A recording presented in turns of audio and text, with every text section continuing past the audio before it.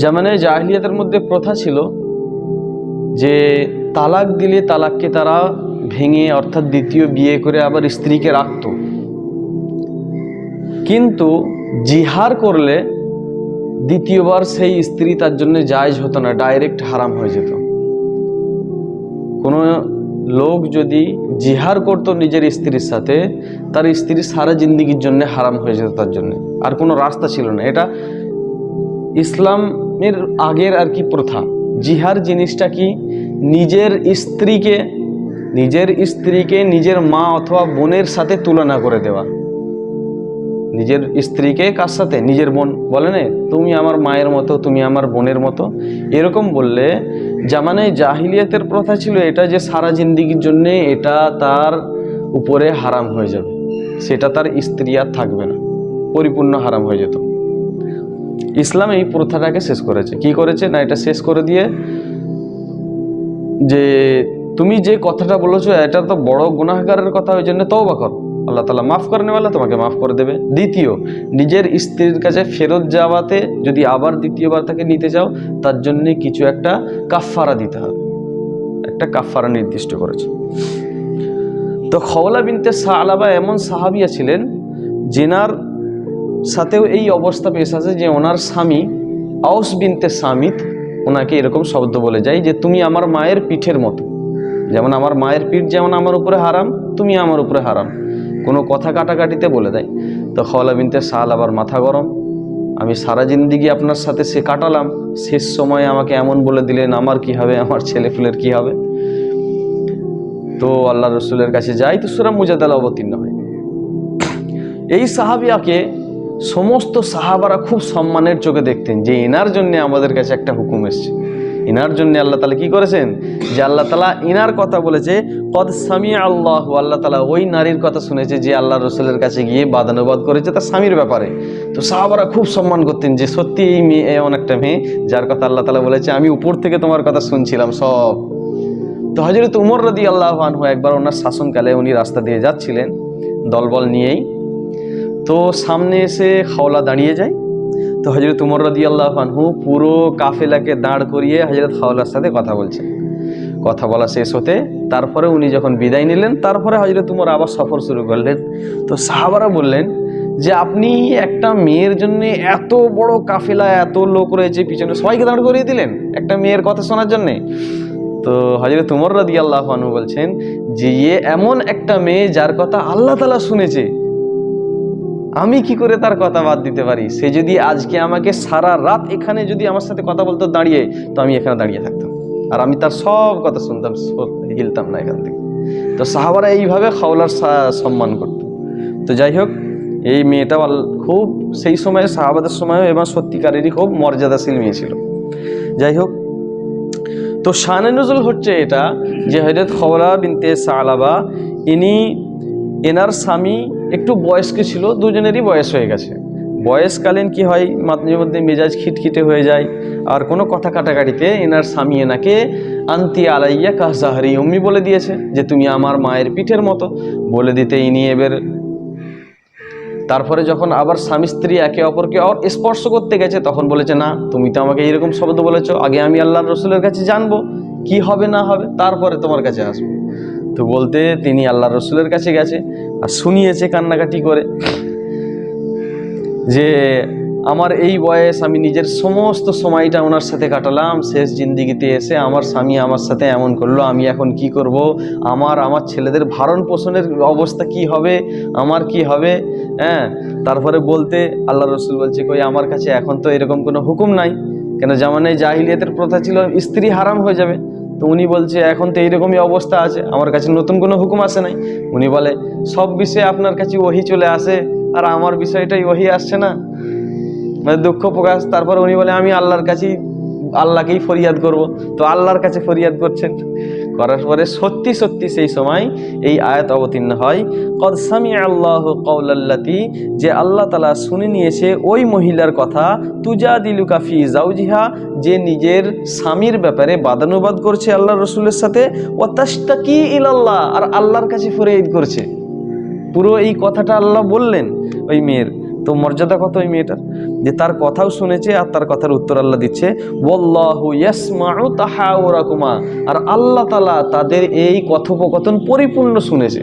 হযরত আয়েশা রাদিয়াল্লাহু আনহা বলছে রিওয়ায়াতের মধ্যে যে আমি পাশের রুম থেকে একদম কাছাকাছি থেকেও ওই হযরত খাওলা বিনতে সালাবা আল্লাহ রাসূলকে যা শিকায়ত করছিলেন সব শব্দ শুনতে পাচ্ছিলাম না। আর আল্লাহ তাআলা বলছে আল্লাহু তাহাউরাকুমা, আমি এই সপ্তম আসমানের উপর থেকে তোমাদের দুজনের প্রত্যেকটা বাক্য শুনেছি। বুঝেছে? ইন্নাল্লাহা সামিউম বাসীর, নিশ্চয়ই আল্লাহ তাআলা শ্রবণকারী, সব কিছু শ্রবণ করেন এবং সব কিছু দেখেন, সব কিছু দেখেন। তারপরে জিহারের হুকুম আসছে, এরপরে জিহারের হুকুম, আল্লাযীনা ইউযাহিরুনা মিনকুম মিন নিসাইহিম, আর ওই প্রথাটাকেও শেষ করেছে কিভাবে, আল্লাযীনা ইউযাহিরুনা মিনকুম মিন নিসাইহিম, তোমাদের মধ্যে যেই সমস্ত ব্যক্তিরা নিজের স্ত্রীর সাথে জিহার করে, মা হুন্না উম্মাহাতিহিম, তাদের এই কাজের দ্বারাই তাদের স্ত্রীগণ তাদের প্রকৃতপক্ষে মা হয়ে যায় না। অর্থাৎ যেটা প্রথা ছিল জাহিলিয়াতের মধ্যে, তাদের সেটা মা হয়ে যাচ্ছে, বোন হয়ে যাচ্ছে, তার সাথে আর মিলামেশা, তাদের সাথে কোনো রকমভাবে স্পর্শ চলবে না, না এরকম ব্যাপার নাই, প্রকৃতপক্ষে সে তার মা হয়ে যায় না। ইন উম্মাহাতুহুম ইল্লাল্লাহি ওয়ালাদনাহুম, তাদের প্রকৃত মা তো সেটাই যে তাদেরকে জন্ম দিয়েছে, ওটাই তাদের হাকিকি মা, তাদের স্ত্রী তাদের মা হয়ে যায়নি জিহারের কারণে। ওয়া ইন্নাহুম লা ইয়াকুলুনা মুনকারাম মিনাল কাউলি ওয়া জুরা, অবশ্যই তারা এক মিথ্যা এবং গুনার কথা বলেছে, এটা একটা মিথ্যা অতি নিন্দনীয় কথা, তাই বলছে ইন্নাহুম লা ইয়াকুলুনা, তারা বলেছে মুনকারাম মিনাল কাউলি, মিথ্যা কথা, ওয়া জুরা এবং গুনাহ, ওয়া ইন্নাল্লাহা লাআফুউন গফুর, আর আল্লাহ তাআলা বড় দয়ালু এবং ক্ষমাশীল। তো এখানে দেখুন আল্লাহ তাআলা কি বললেন, যে এটা হচ্ছে মিথ্যা, অর্থাৎ এই যে প্রথা চলছে তোমাদের এটা সঠিক প্রথা নয়, এটা ভুল। তারপরে আল্লাহ তাআলা বলছে যে আল্লাহ তাআলা বড় দয়ালু, অর্থাৎ তোমাকে এর জন্য আল্লাহর কাছে তওবা করতে হবে যে আমি এমন কাজ করে ফেলেছি, অর্থাৎ তুমি কোনো গুনাহ করেছো, কোনো ভালো কাজ তো করোনি, তো অর্থাৎ ক্ষমা চাও, আল্লাহ তাআলা তো মাফ করেনিওয়ালা। তারপরে বলছে এর হুকুম বয়ান করছে, এ তো প্রথাকে শেষ করলো আল্লাহ তাআলা এই আয়াতের দ্বারাই, পরিপূর্ণ প্রথাকে একদম মিটিয়ে দিল।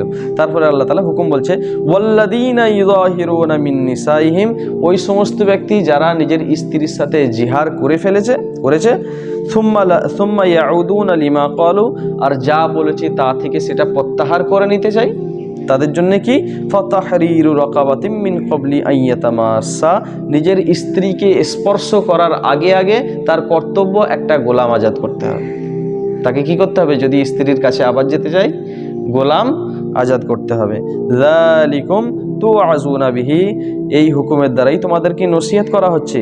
ওয়াল্লাহু বিমা তা'মালুনা খাবীর, আর আল্লাহ তাআলা তোমরা যা কিছু করো সব কিছু খবর রাখেন। ফামাল লাম ইয়াজিদ, যদি তোমাদের মধ্যে এমন ক্ষমতা না থাকে কারোর, ফাসিয়ামু শাহরাইনি মুতাতাবিআইন, তো তার উপরে টানা 2 মাস রোজা রাখতে হবে, এক টানা 2 মাস। কেউ যদি নিজের স্ত্রীর সাথে এমন কোনো শব্দ বলে দেয় তুমি আমার মায়ের মতো, হ্যাঁ, তো তাকে এক টানা 2 মাস রোজা রাখতে হবে, মিন ক্বাবলি আন ইয়াতামাসসা, স্ত্রীর কাছে যাওয়ার আগে আগে, স্ত্রীকে স্পর্শ করার আগে আগে। ফামাল্লাম ইয়াস্তাতি, যদি এটারও ক্ষমতা না থাকে, যেমন আউস বিন সামিত, ইনি বয়স্ক ছিলেন, তো ইনি এই ক্ষমতা ছিল না যে 2 মাস রোজা রাখবে, তো আল্লাহ রসুল এর কাছে যখন উনি হুকুম আসছে তখন আল্লাহ রসুলকে বলছে যে হুজুর আমাদের তো এমন অবস্থা নেই যে আমরা গোলাম আজাদ করব। তখন দ্বিতীয় হুকুম আল্লাহ তাআলার রয়েছে যে তাহলে তোমরা 60টা রোজা রাখো। তো উনি বললেন আমার স্বামী তো অবস্থা খুবই খারাপ, বয়স্ক, তিনি তো একটা না রাখতে পারবেন না। তো আল্লাহ রসুল তারপরে হুকুম বললেন ফামাল্লাম ইয়াস্তাতি, যদি এমন ক্ষমতা না থাকে, ফাইতআমু সিত্তিনা মিসকিনা, তাহলে 60 মিসকিনকে খানা খাওয়াবো। তখন উনি বললেন আমাদের তো খানা খাওয়ানোরও অবস্থা নেই। তখন আল্লাহ রসুল নিজেই কিছু সাহায্য করলেন, যাও এগুলো মিসকিনদেরকে দিয়ে দেবে। যালিকা লিতুমিনু বিল্লাহি, যাতে করে তোমরা আল্লাহ তাআলার উপরে ঈমান রাখো, ওয়া রাসূলিহি, ওনার রাসূলের উপরে, ওয়া তিলকা হুদুদুল্লাহ, আর এটা আল্লাহ তাআলার নির্ধারিত বিধান বা নির্ধারিত সীমারেখা, এটাকে অতিক্রম করা খুবই বড় জুলুম হবে। ওয়ালিল কাফিরিনা, আর কাফেরদের জন্য রয়েছে আযাবুন আলিম, বড় কঠিন শাস্তি রয়েছে তাদের জন্য। কেন, তাদের একটা বড় বড় প্রথা, তারা আল্লাহকে অস্বীকার করে, তারা তো কিছুই মানে না, তাদের জন্য তো আযাব থাকবেই। তো এই হচ্ছে খাওলা বিনতে সালাবার বিষয় ছিল, আর তেনার বিষয়ে আল্লাহ তাআলা এই আয়াত অবতীর্ণ করেছে আর ইসলামের এই হুকুমকে ক্লিয়ার করে দিয়েছে। তো আল্লাহ তাআলা এই প্রথাকেও মিটিয়ে দিয়েছে। দ্বিতীয়, তাদের একটা সুন্দর নিয়ম এবং পদ্ধতির একটা সুন্দর কানুন দিয়েছে আল্লাহ তাআলা। তারপরে পরে জিহার বিষয়টিকে আরেকটু খুলে বলে দিই। জিহার শব্দটা এই পিঠ থেকে এসেছে। পিঠকে বলা হয় জাহরুন, আরবিতে কি বলা হয়? জাহরুন। আসল বলা হতো আন্তি আলাইয়া কা জাহরি উম্মি, তুমি আমার উপরে আমার মায়ের পৃষ্ঠদেশের মতো। বুঝে গেল? তো এইটা হচ্ছে আসল জিহার, এই জহরন থেকে জিহার এসছে। তো আসল জিহার বলা হয় মায়ের অথবা বোনের অথবা যাদেরকে আপনি বিবাহ করতে পারবেন না নিজের পরিবারের, সেই সমস্ত মেয়ের কোনো এমন অঙ্গের সাথে নিজের স্ত্রীকে তুলনা দেওয়া যেটা আপনার জন্যে দেখা হারাম। আমার মায়ের রান দেখা আমার জন্য হারাম, পেট দেখা হারাম। তো এই সমস্ত যদি কেউ হাতের সাথে দেয়, হারাম হবে না? হারাম হবে ভাই। মায়ের হাত দেখা তো জায়েজ আছে, জায়েজ আছে।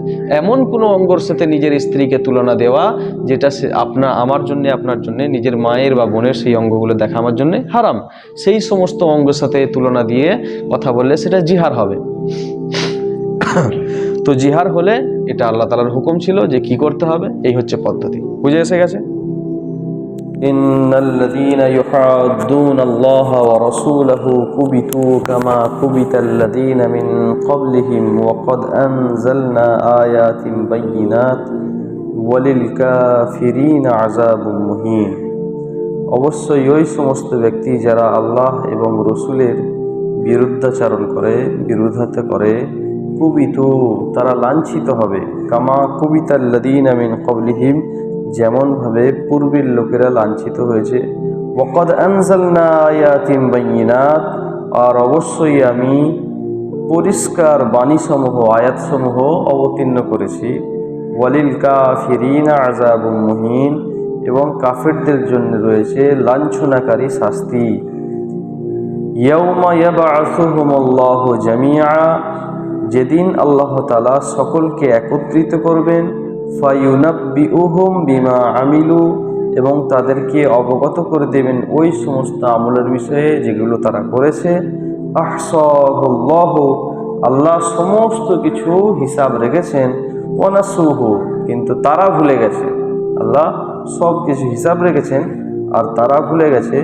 ওয়াল্লাহু আলা কুল্লি শাইইন শাহীদ, এবং আল্লাহ তাআলা সামনে সব কিছুই উপস্থিত, অথবা আল্লাহ তাআলা সব কিছুরই সাক্ষী, অথবা আল্লাহ তাআলা সমস্ত কিছু সচক্ষে দেখতে থাকেন।